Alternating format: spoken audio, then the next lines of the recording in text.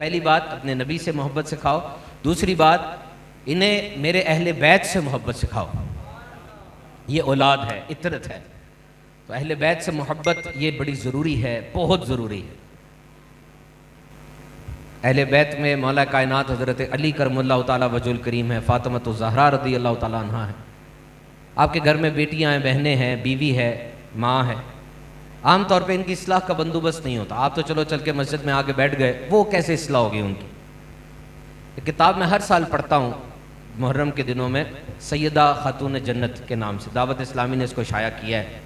बड़ी ज़बरदस्त किताब है। सैयदा कायनात की अदाएँ, आपके अलकाबात, आपका अपने शौहर से ताल्लुक़, आपका अपने वालिदे ग्रामी से ताल्लुक़, ये सारा उसमें लिखा हुआ है।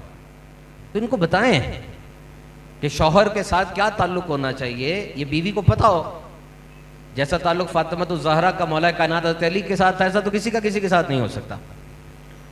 इसी तरह हज़रत हसन, हज़रत हुसैन रज़ियल्लाहु ताला अन्हुमा, आपकी ज़ात अक़दस के बारे में पढ़ाएं, बच्चों को बताएं।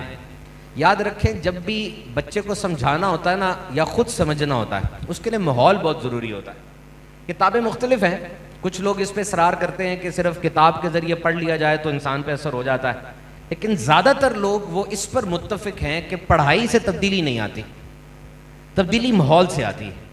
आप उस बंदे को कुछ ना पढ़ाएं, जो आपने उसको बनाना है ना, उस माहौल में जाके रख दें, कुछ अर्से के बाद आपको तैयार माल मिल जाएगा। समझ रहे हैं?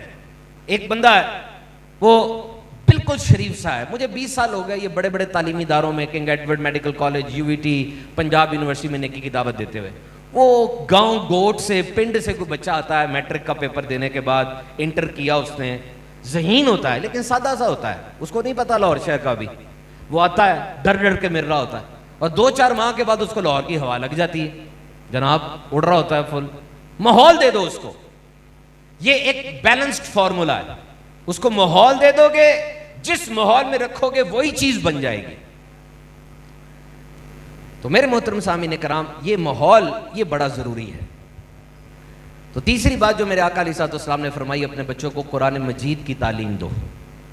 कुरान मजीद उनको पढ़ाओ, उनसे सुनो, और बाकायदा इसका रिजल्ट देखो। तो अगर हम इस एक हदीस पर अमल करने की नीयत कर लें, सबसे पहले कि मेरे आका अलैहिस्सलाम की मोहब्बत, अहले बैत की मोहब्बत, और कुरान की मोहब्बत, कुरान की तालीम, ये चीज़ आज मिसिंग है।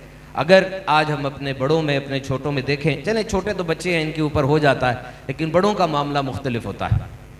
इसलिए किसी सियाने ने कहा है कि बड़ी उम्र का बंदा, सफ़ेद दाढ़ी हो गई, बूढ़ी उम्र हो गई, उसका याद करना ऐसे है जैसे तिनके से नहर के पानी पे लिखा। तिनके से नहर के पानी में लिखा कुछ बाकी रहेगा? और कहा ये छोटे बच्चे का याद करना ऐसे है जैसे कच्चे सीमेंट के ऊपर कुछ लिख दिया। अब क्या होगा? वो पक्का हो जाएगा। मैं ये नहीं कह रहा कि आप बदल नहीं सकते, बदल सकते हैं, बड़ी उम्र के होने के बावजूद बदल सकते हैं। सोबत इख्तियार करें, ग्रुप में बैठे, उस बंदे के पास जाए जैसे आप बनना चाहते हैं, खुद ब खुद आपकी जात में तब्दीली आ जाएगी।